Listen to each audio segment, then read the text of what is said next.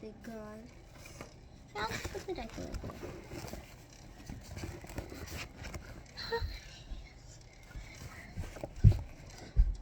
I'm an elf. My name is Holly. Come on. Mommy, come on.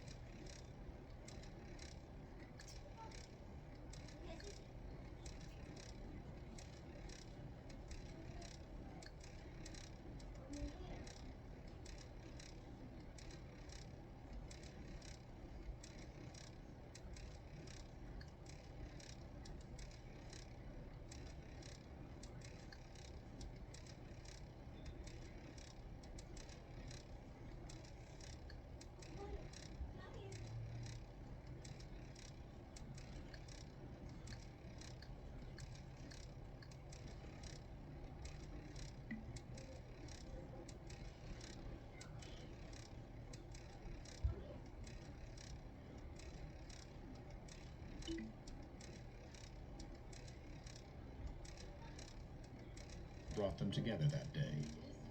There's so many things happened that day that it's hard for me to comprehend. I mean, I know that we were surrounded by a force that was greater than any that I knew, and it just protected us through all this. My life was spared due to a number of miracles that took place.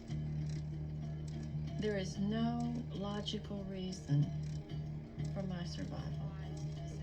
But there may be another explanation. Jan believes that Robert was sent to her as a guardian angel. I would not be here today if it had not been for him. If you ask people that know me and know me real good, they'll tell you I'm no angel.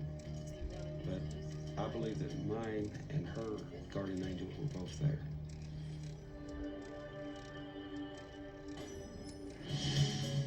Do you believe in fate? That certain events are meant to happen? That even if the odds are 1,000,000,000 to 1, they'll still occur? Well, if you don't believe in fate, after this next story, you will.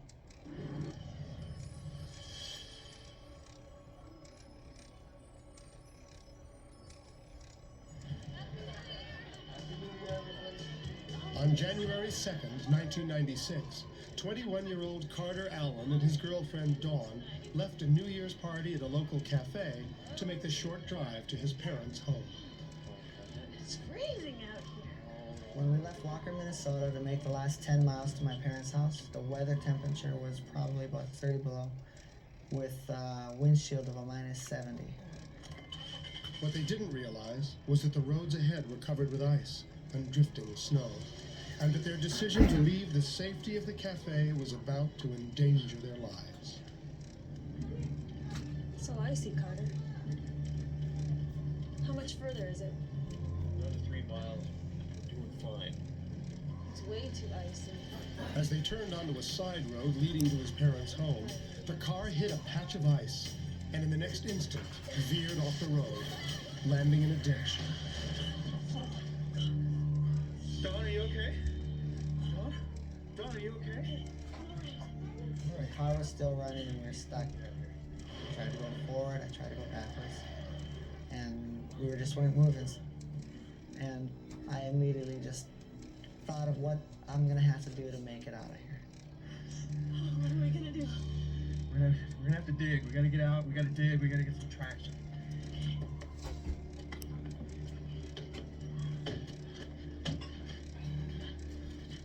Got outside and and I kept on shoveling the snow away from the tires. And every time I would do that, the snow would just come right back down on the tires. So I just kept on trying, and that was going nowhere. This didn't work. The freezing cold left them no option but to get back inside the car. Even there, it would be difficult to escape the minus 70-degree wind chill. Their only hope was to get the engine running. But it too was frozen and refused to start. We're stuck. We're stuck, Carter. Look, there was remember that house we passed about a half a mile back? Yeah, I thought I saw a light. Okay, all right, we're gonna have to try and make it to that house.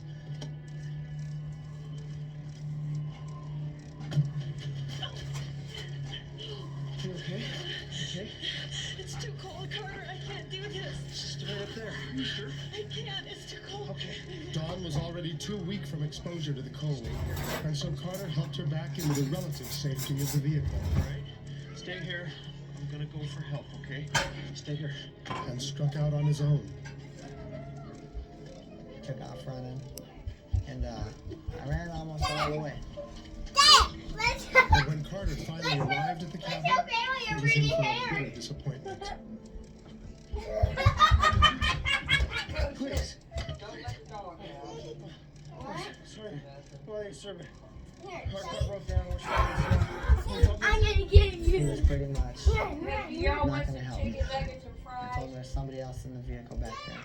The car was stalled, and there's a blizzard out here, and it's pretty bad condition. He still pretty much wasn't going to help. Please. No phone, no car. No! No! No, please! No!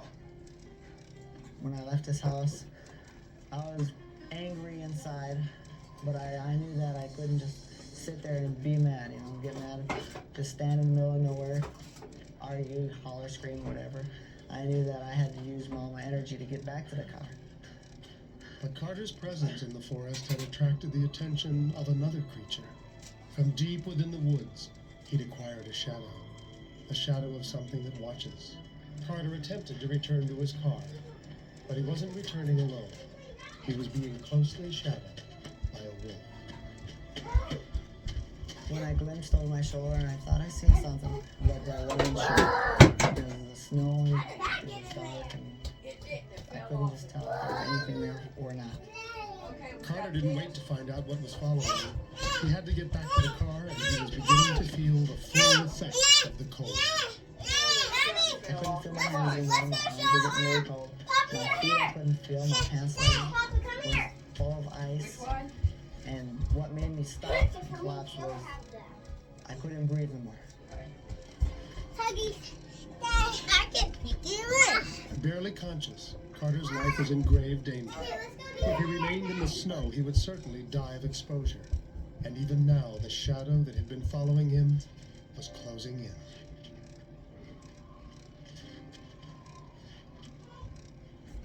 No, Mommy, I'm not done. I realized it was a wolf.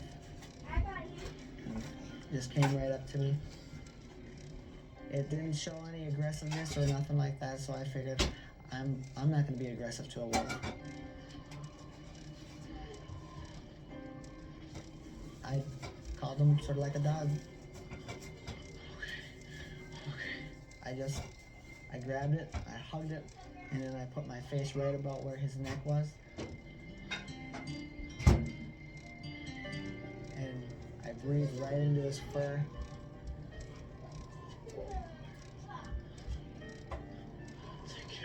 The warmth of the animal's body revived Carter enough to continue on. I got up and took off running again. And I ran probably 10 feet, and I turned back around and I looked, and it must have took off running in the woods. It was gone.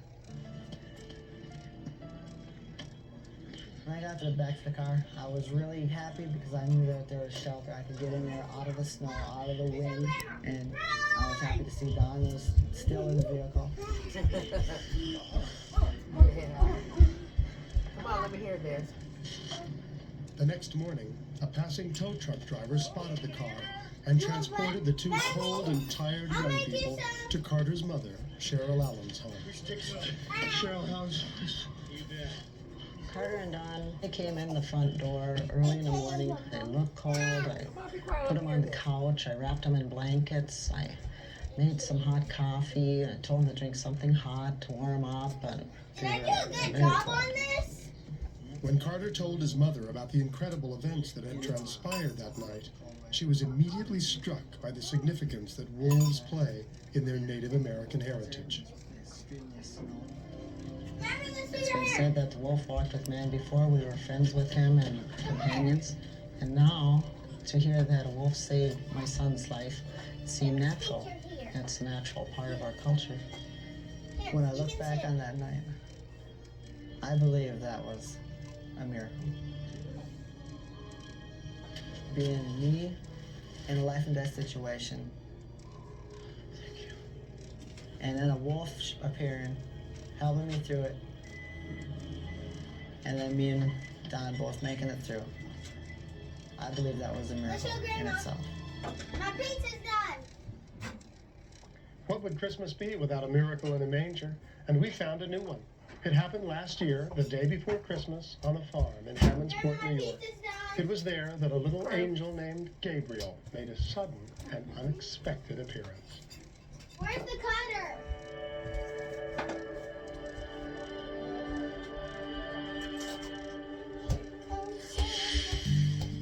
In the small village of Hammondsport, New York, Gary Prine and his wife Elaine own a small farm where they also board animals. We board dogs, cats, and horses. And occasionally we have some exotic animals like potbelly pigs, snakes, and birds. We take care of people's dogs and cats when they go away on vacation, and then we also have more of a permanent boarder when we take care of people's horses. Because their kennel is so highly rated, Gene Legler decided to board both his horses there during the winter of 1999. Jet gets 2 carts in the morning with his grain. I live in a city and I've had horses for 5 years. And I knew of Gary's reputable, and I called him up, asked him if he had room for 2 horses for the winter, and he said yes. Jet gets the grain. That's it, with the minerals once in a while. Alrighty, well. Besides his gelding, Jet, Gene was also boarding a pony, Spitfire. Spitfire was what we call a roly-poly mare, shaped sort of like a barrel, quite broad. And I commented on her size, and they just said typical pony, just a chubby little girl. The Prine's 13-year-old daughter, Catherine, grew especially attached to the pony. I love animals. I have loved animals since I was 5 or 6 years old. Horses are one thing that just get to me. They're just part of my family. Then, on a freezing cold morning the day before Christmas, Spitfire revealed a secret she'd been hiding from everyone. I opened the stall door, stepped in, I saw Spitfire right in front of me, and something caught my eye that was over in the corner. What's that? My first thought was that it was a baby deer. Of course, I looked real close. My brain cells kicked in and said, oh. It's a foal. I went right to the foal, immediately put my hand on his heart, and he had a very shallow heartbeat. His eyes were glazed over, he was wet. I've worked with animals before who are dying, and this foal felt like he was dying to me. I put my mouth down and breathed what I was hoping to be some life in this little guy who was obviously struggling to live. But Gary needed help, and so he quickly called his wife with the shocking news. I don't have time to explain. There's a fall here. Spitty had a baby. And I said, what do you mean Spitfire's had a baby? And he said, Spitty's had a baby. Get up here quick. I need your help. I really didn't know what to expect. when I looked over in the corner, all I could see was this little pathetic face. His eyes weren't blinking. Look at it. Here, we gotta get this. He had this look on his face like, oh, God, help me. And I got down on my hands and knees. And I just kissed him. Wait for it to cool down. And I said, God, don't let him die. We gotta get him warm. Rub him, everybody. I touched the bull and I just started rubbing it with a blanket. This is tough on him. And I started to cry because I was so scared that he wouldn't live. This poor little thing. So cold. He was like a helpless little thing on the floor. Can you believe this happened? I don't like to see animals hurting. And he was just there on the floor. The only thing the Primes could do was keep the foal warm and dry until the veterinarian, Dr. Peter Brown, arrived. The first thing I did was take its temperature. The thermometer that I use, minimum reading is 90 degrees. I never even got a reading on the thermometer. Any animal, when its temperature drops below 95 degrees, is an extreme peril. Now you got a heartbeat, but it's slow. The horse's breathing was slow, it was shallow. 4 degrees last night. There was strength to it, but it was a poor situation. I gave the foal a very slim chance. What should his temperature be? My heart went up in my throat. Somewhere between 100 and 101. I was devastated. I just thought that if we warmed him up, he'd be fine. I was just devastated. It's just not enough overall temperature. The only chance of saving the foal was to raise its dangerously low body temperature. My dad thought that since the kennel was heated that we could bring him down in there to try to get him warmer. So we all wrapped him in blankets and my dad had picked him up and we brought him down to the kennel. Dr. Brown says, do you have hot water bottles? We said, no, we have milk jugs. So we filled plastic milk jugs with hot water and put them all around the foal to try to bring the body temperature up, which was so seriously low. The situation was still touch and go. It was time to contact Spitfire's owner. Man, you gotta call Gene. You gotta tell him about this little guy. I thought to myself, what am I going to tell him? Hi, Mrs. Legler. Spitfire's had a foal, and I need to talk to Jean. My wife says it's Elaine Prine on the phone. I said, what does she want? She said, Spitfire had a fall. Immediately I'm thinking that Spitfire broke her leg. Spitfire had a fall? And I says, no, Spitfire's got a foal. Spitfire's had a baby. And I said, what? How can that be? I mean, I understand how she had a foal, but how? Because we never knew she was pregnant. There's no guarantees in medicine, so it's poor. Dr. Brown explained that moving the foal to an animal hospital was one option, but it couldn't guarantee that it would live. Guaranteed that we'll be able to save it. And so the decision was made to leave the young animal at the Primes that night. I said, Gene, we love these animals and we'll do everything that we possibly can to save this little guy's life and make sure he makes it. We'll try our darndest. You think he'll make it through the night? I don't know. I don't think so. I was surprised that he was willing to take on an enormous burden. It was a huge undertaking. Certainly do our best. I know, Gary. Okay. I tried to be an optimist, but I was having a hard time looking down on this little foal who was so weak and so fragile. But I'm also a man of faith and believe in the power of prayer. We all were praying a lot that he was going to make it. They knew the only chance for it to survive would be warmth and mother's milk. Come on, Spitty. It had been probably several hours since this foal was born, and he needed some nourishment. He's awful weak. If we didn't get the colostrum, the mother's milk, into him within that first 24 hours, that is even a further life-threatening situation. My dad had picked him up and set his head on the nipple and he started sucking. He's taking some. Wow. I'll never forget that moment. Well, he's getting it.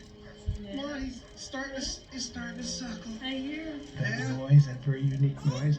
I looked up at my wife and she heard the noise too, and it was a real sign of life. I mean, it was just a wonderful sound, and everybody was quite emotional and ecstatic to think that 2 hours ago this little thing was just laying there, and now he was up to his mother drinking. Here comes dinner, guys. Not wanting to leave the foal even for a minute, Elaine prepared a makeshift Christmas Eve dinner and brought it to the kennel. I think that was the most special Christmas Eve we've ever had. Having a dinner in a kennel building around a new life, a struggling new life, made it the most memorable Christmas Eve of my life. Merry Christmas, everybody. The longer we stayed up into the kennel with this little guy, the more hopeful we got. We had a lot of things still left to get ready for Christmas Eve. And Gary says, you and the kids go on down to the house and I'm going to sleep up here in the kennel.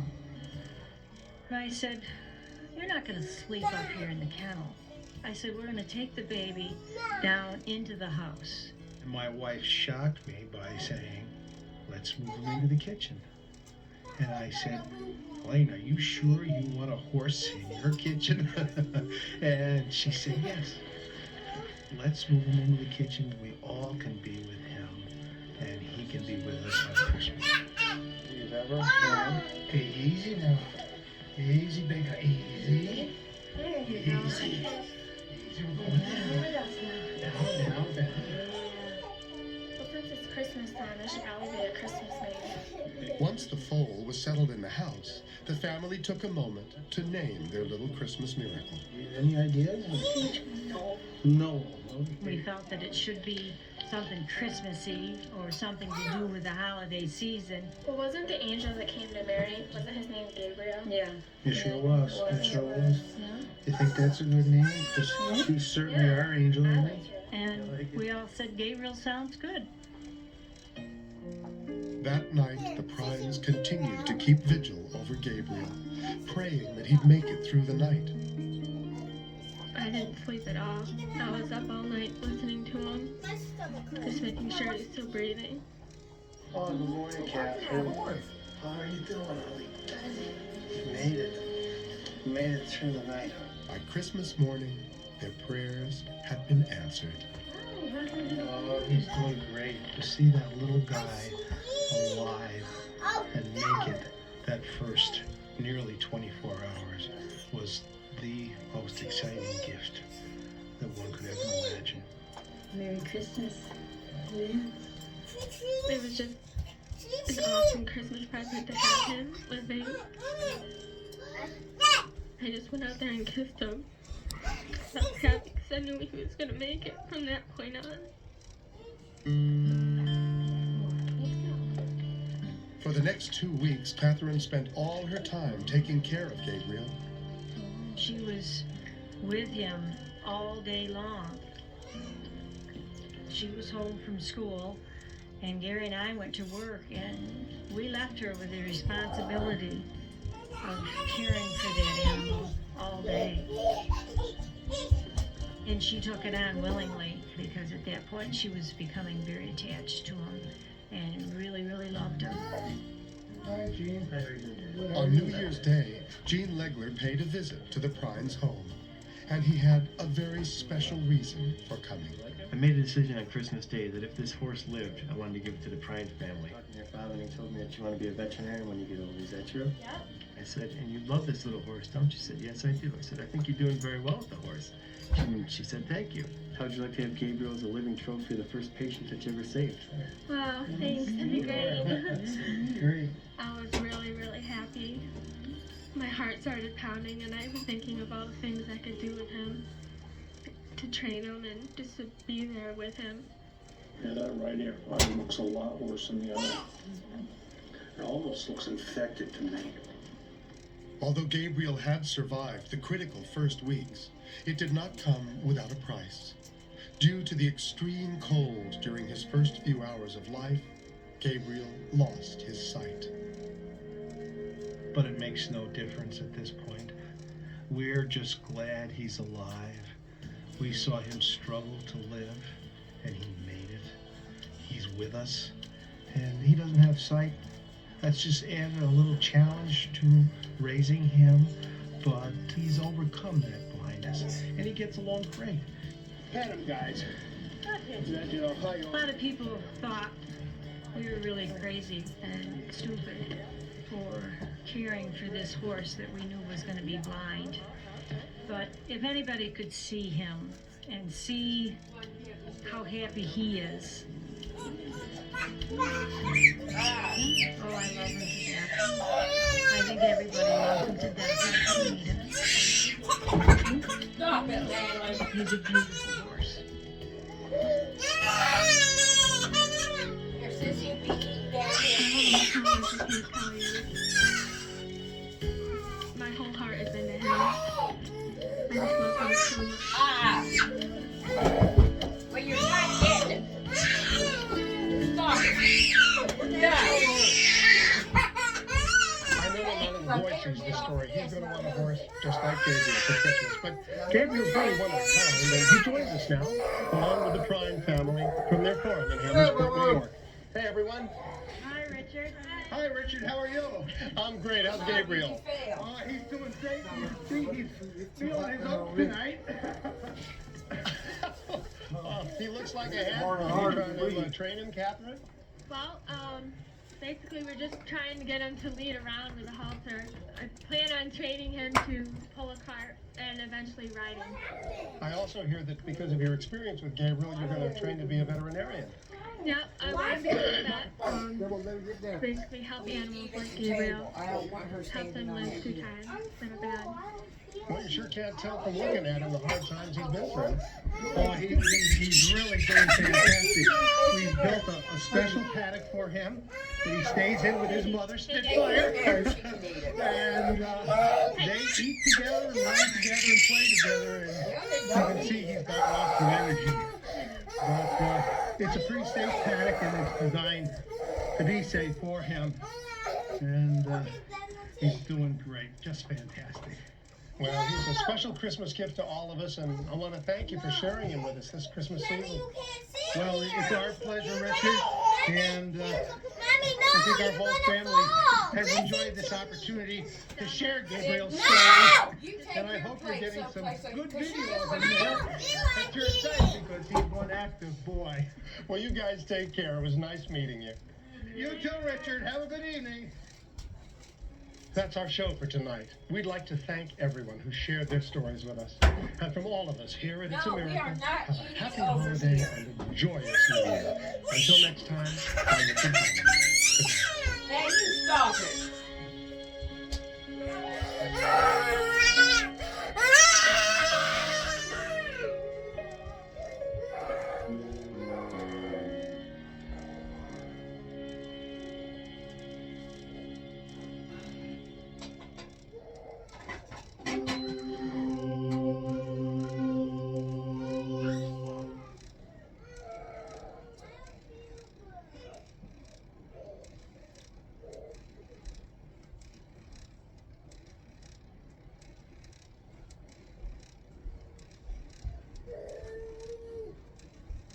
Here, let's eat here.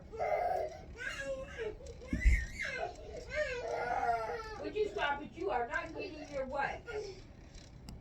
Stop it.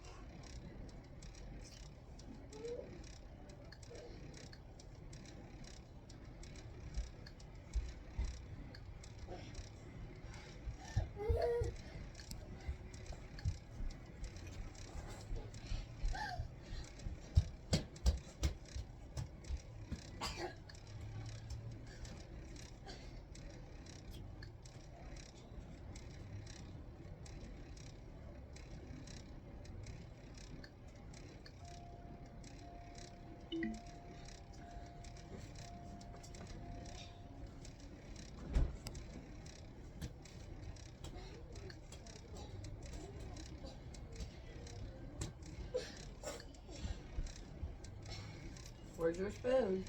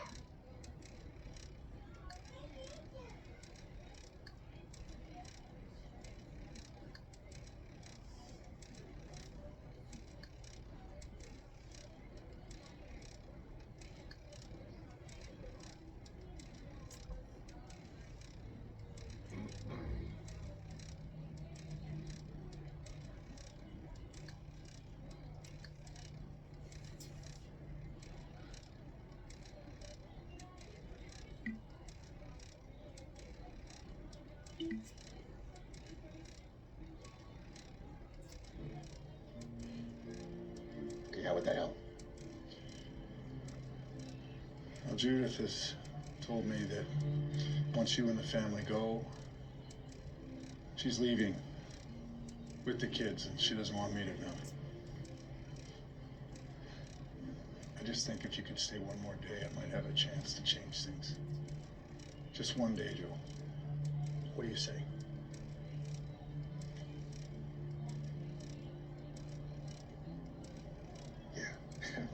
Yeah, I think I can help you with that. Thank you, Joe. Robbie, Lucy! Never mind. We're gonna stay another day.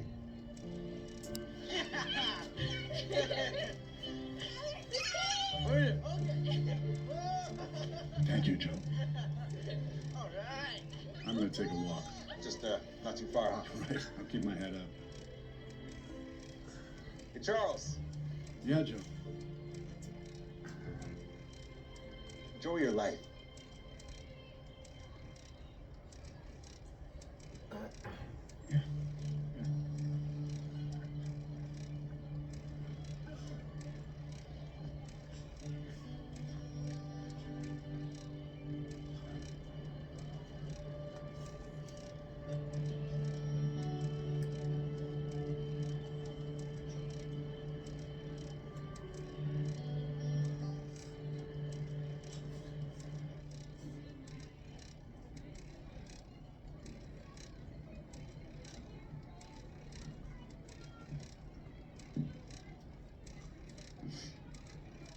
Where were you? I was starting to get worried. I just took a walk up to the road. I had to think. Judith, did you really mean it the other night when you said that you wished we could live in our little house in Waverly again? Yes. You know, I've always worked so hard just to try to provide you and the kids with everything. Everything you need. Everything you deserve. When are you gonna get it? I don't want money. I don't want big houses. I don't want fancy cars. I didn't marry you for what you had. I married you for who you were. Who was I?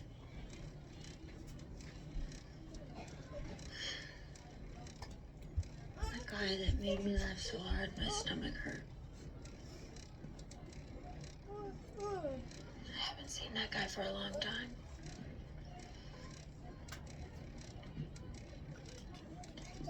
Neither have I.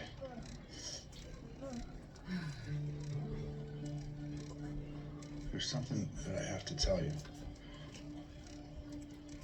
The reason I went out in that storm last night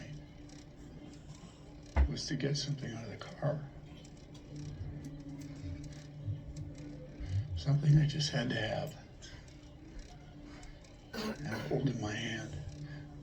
I don't know why. It was as if my life depended on it. What are you talking about?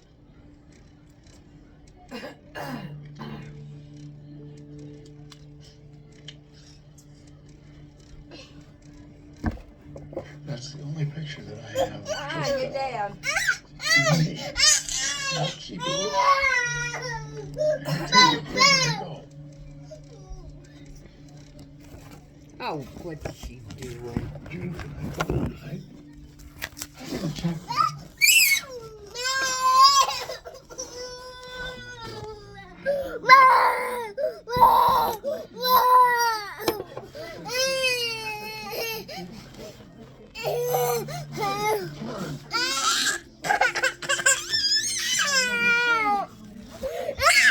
You're not getting the phone.